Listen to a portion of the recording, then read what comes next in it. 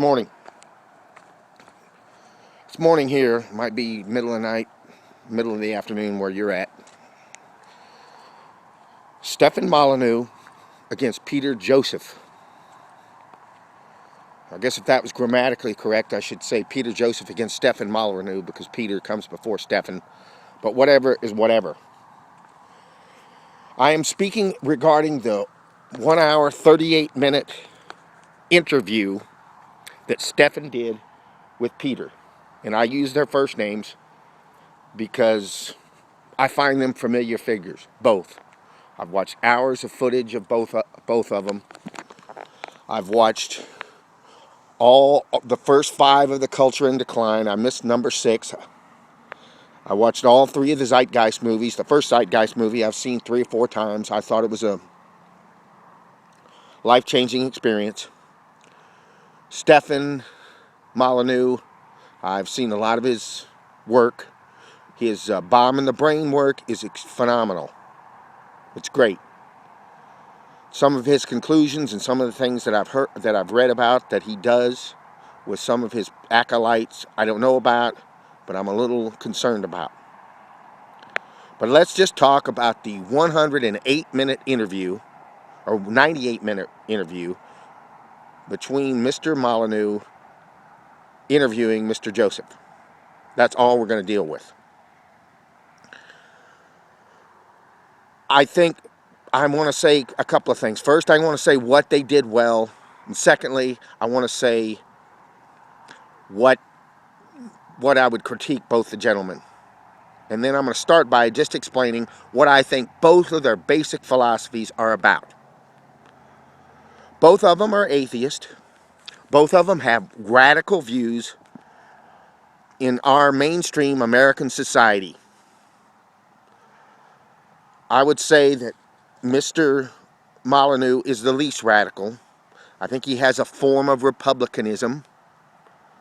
He might not agree with that, but he's almost an anarchist. I mean, Republican in the sense of the Republican Party as it exists today, not in existence of what republicanism means. Republicanism, the word itself, basically means that we need a structure to society for it to work. We need a republic. A republic means that you have rules and everybody has to play by the rules, and the rules are more important. Democracy means everybody gets together and agrees. That's what it means. In the ancient days of ancient Greece, so-called, and if you go to primitive societies, they have a democracy. In a primitive society, everybody got in a circle and everybody looked at each other and everybody had to agree. And if they didn't agree, at some point they got the hell out. And people were forced to agree because if they got the hell out, they might be in a very terrible culture or a very terrible environment and they might die. So they kind of had to work together. That's the point of democracy.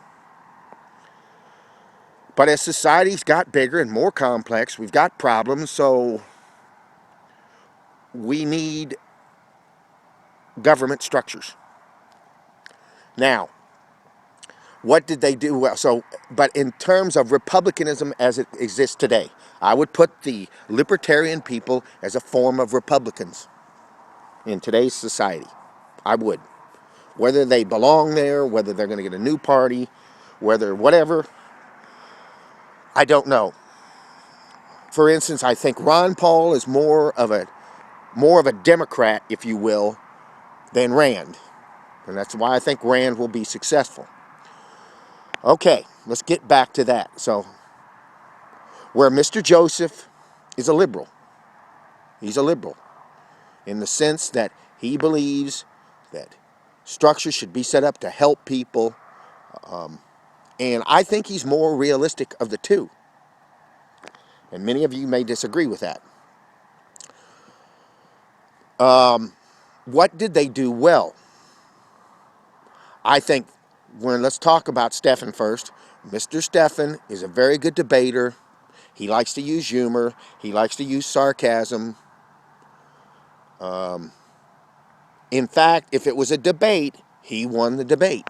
He got his points across very well. He kind of skewered Mr. Joseph on many occasions, made him look bad. Yeah, he did very well, and he stayed on message very well.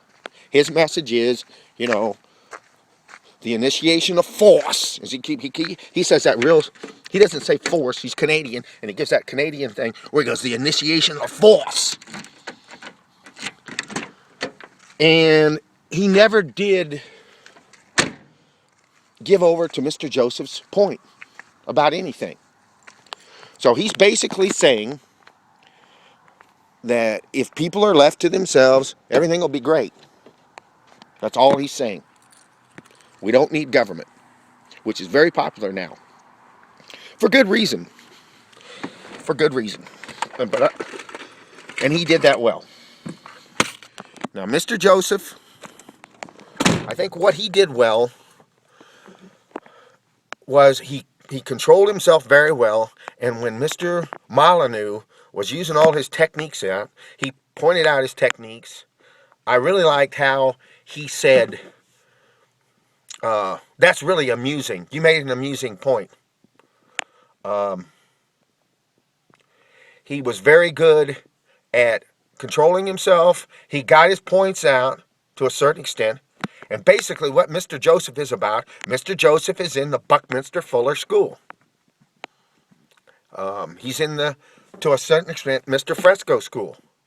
He believes that we have gotten to a point in our world where we no longer have to have scarcity.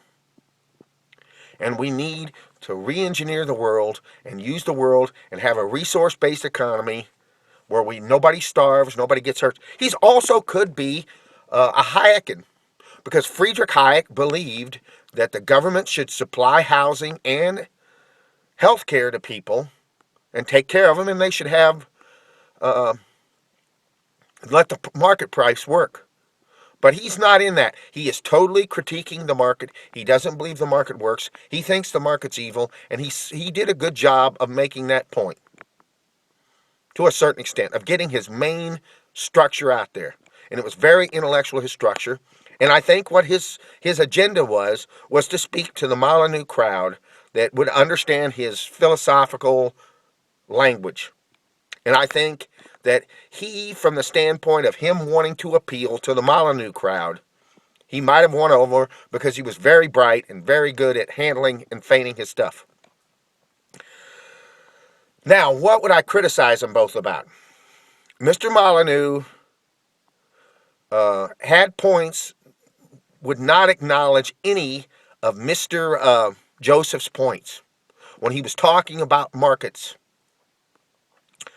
When he talked about markets putting a lot of pressure on people and that markets wouldn't work, and he said, well, what about if there was a free exchange of this? And he made a good analogy about a fishing town where if these fishermen actually owned the cod, they didn't fish them out, which it was a good point. But this whole thing about the initiation of force, I think, is bullshit. Okay? And why I think it's bullshit is because if I'm living, let's give it a real world example. If I am living next to Stephen Molyneux, and there is no police, there's only a community, and that's it, and he's got millions of dollars, and I'm sitting there with my 2 little boys and my wife, or my 4 kids and my wife, and I'm broke, can't get a job, and he has money, and at some point we start getting hungry. At some point I might knock him in the head to get what I want. Or at some point I might just get a bunch of other guys that are like me. Maybe we don't talk so well. Maybe we don't have the socially acceptable skills, and we use force to take it. At some point, people are always going to use force, and they always have. I mean, he has this idea that we should all do that, and it never has existed ever in history. Okay?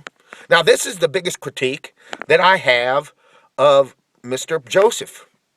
He never explained, he never really got into what he was talking about as far as how violence has always been used in the marketplace, like the mafia. The mafia is a private organization, and they use force. They provide social welfare to people. like this Amish mafia. They're not outside of that. The mafia feeds poor people, provides housing, does things for people, and then goes in and sells drugs to their neighbors. Okay, that is a business organization, but in some ways it provides a government thing. I don't think anybody cleared that up as far as how government and business work together and what the purposes of them. Mr. Joseph was trying to make the point that the government and business was part of the marketplace. I don't know if he made the deal, but he didn't clear that up. He didn't use any real examples. He didn't really make the points. All his points were very intellectual, very over intellectualized. He never really gave too many real examples about, well, about how the robber barons in the 19th century totally took over and bought up all the land and used the government to buy all the land. Now, Mr. Molyneux would just say that's all government, but the robber barons were not governments. J.P. Morgan and all those people, all those companies from the Pinkertons who slaughtered Mr. Jesse James and killed all kinds of people and used all kinds of force, and it's all in all those movies about that time. They were private organizations. Okay. But for me, I don't really care about whether they're private or business. They are structures of control. And neither one of the guys really made that point. So they didn't make their points too well, and neither one of them really cleared it up. And I think Mr. Molyneux was at fault. I think he's obstructionist. I think he created confusion. He did the thing that Harry S. Truman said. He said, if you can't convince them, confuse them. He intentionally confused them, and I think he's intentionally confusing things on purpose because he has a very simple point that we don't need the initiation force, and people were always going to use force if they're hungry, if they're hurting, and it's not good. It's better to be in control. It's better to do, It's better to live in the marketplace because it's better. There's a lot out there, and you can make it in this world. It's good. But Mr. Joseph has compassion for other people, and I think Mr. Molyneux does. I don't really know what's behind it, who pays them, who helps them make those movies. I don't know any of that. I'm just speaking to what they said. I think Mr. Joseph, his work is better. He makes better films. He makes better stuff. Mr. Molyneux is very good at debating, and he has a very strong crowd. He's making a good living. So, it is what it is. Take care.